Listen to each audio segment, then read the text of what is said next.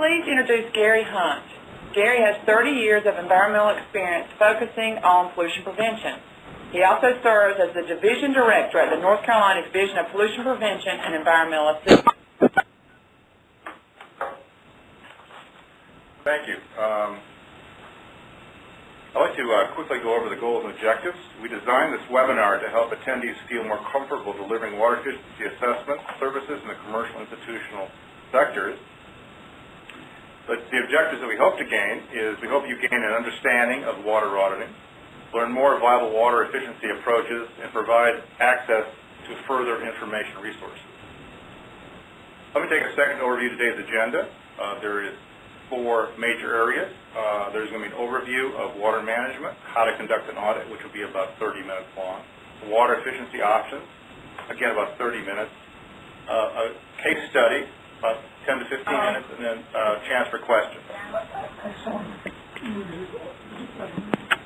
Also want to mention that a lot of material in this course actually came from the North Carolina Water Efficiency Manual for Commercial, Institutional, and Industrial Facilities Manual. This is available for free on our website. Here is the web address. This will also be listed later in the references. Please feel free to download it when you get a chance. It was recently revised last year. So let's jump right in. Over the last 10 years, the Southeast has experienced droughts more common than the drier western U.S. This is the water supply for the city of Raleigh, North Carolina, just a few years ago. It was not a pretty picture and caught us really all by surprise. Also urban growth and over-allocation, another factor that is pushing more local water supplies to look at water efficiency. Let's not even talk about the cost of new water treatment systems. When you look at a local water supply, it roughly breaks down to about 47% from residential, about 22% for commercial, institutional, the rest for industrial miscellaneous use. This is an average. It can vary greatly among cities, but this is probably a good rule of thumb. One nice thing about the commercial institutional area, they're great to be focused on because they have very similar processes across the sector. So you can use many of the same approaches across the different facilities. Example, here's a hotel versus a hospital.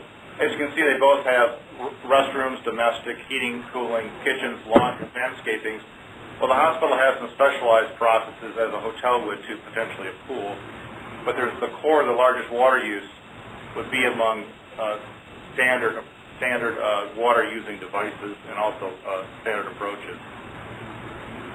Also want to just mention a little bit about benchmarking. You'll hear more about this later. But it's really good practice to look at what a facility uses against similar facilities.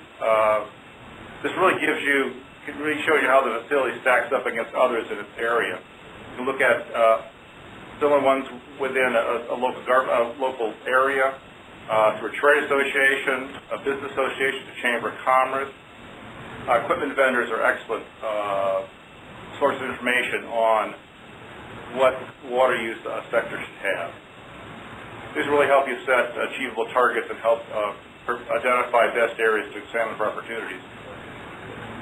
You also want to look at old versus new equipment as you're going through here. This is really a benchmark within a facility. Older, more inefficient equipment may be one of the best places to look for water savings. It's especially true if an equipment upgrade or expansion is being planned. Here's kind of an example. This is actually domestic fixtures. These are the old pre-1994 when the national standards came into effect, the current and the high efficiency. The old flush toilets, for example, could use 3.5 to 5.5, but even serve as high as 7 to 11 gallons per flush. So the best place to look in this case would actually be the pre-1994 fixtures and convert them to high efficiency or even the current standards. That would get the biggest bang for the buck. Going from current to high efficiency would not be cost effective. The thoughts on water management. I want to kind of step back and go over this a little bit. There's really, water efficiency breaks down into 3 basic areas. You want to look for water losses. This is the leaks and drips and such. You want to look at making water use more efficient. And then you want to look at potentially reusing water within a facility. For changing behavior and equipment, new equipment can be a key to any efficiency. However, don't forget that there has to be some behavior change for the employees and management. Managing water efficiently is a team effort. Against nomenclature, which can get in the way here sometimes.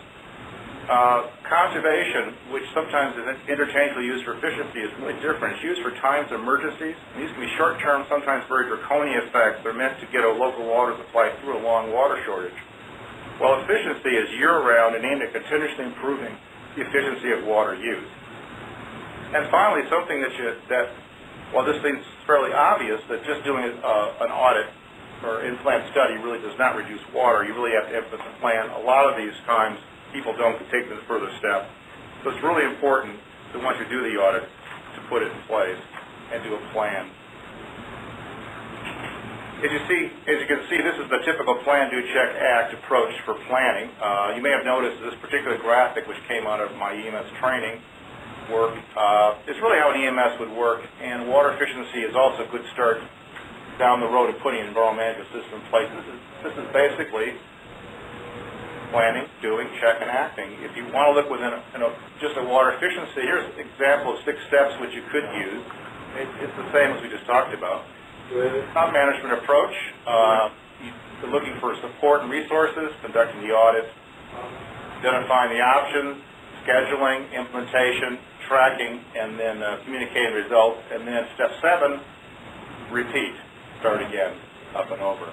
Wow. Tracking is really important and really is overlooked a lot. It really, besides just keeping the project on track, you really can show your savings and also really let everyone know how things are going over time. It's really important, I think, to post this information so keep your motivation level for your employees high. Posting your break room or such can be very important. Also, measurement will be able to find problem areas and quickly identify and fix them.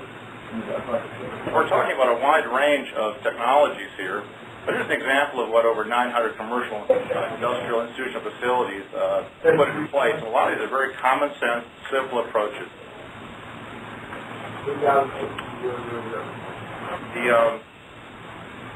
What an example is, my favorite, I think, is the turning off equipment. We find more often, which is very impressive, very interesting, is that facilities will actually be running when there's nobody there.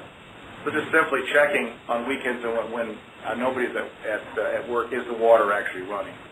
These are all can be very simple, and the technology here is not that complex. When you do identify an option, you really have to look at a timeline. You should be looking at going from low-tech to high-tech approaches. You want to put the simple ones in first. You again have to have good communication with employees, good employee awareness, and again, training.